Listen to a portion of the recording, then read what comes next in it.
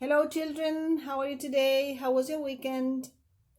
Today is Monday, and as I told you last week, we are going to close this project, the Amazing Animals project. So, first, write the date and the title, and today we are going to become investigators. We are going to make some research about animals to present the final outcome. First, write the date and the title. This time the title will be investigating about an animal. So choose an animal. Maybe it could be an animal you know everything about, or maybe an animal you want to know everything about. So I leave you a link to the National Geographic. It goes directly to the National Geographic Kids page, so you can find a lot of interesting information. And then we are going to prepare this report about an animal. Okay? Can you see it? This is my report. So let's do it step by step.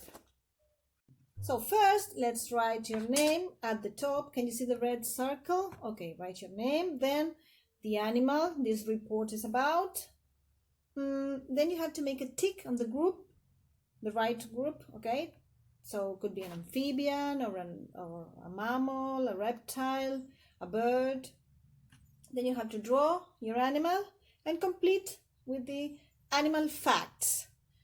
We're going to complete with the size, weight, color, whether it has skin or feather, what it eats, where it lives, predators. Predators are other animals that can eat this animal.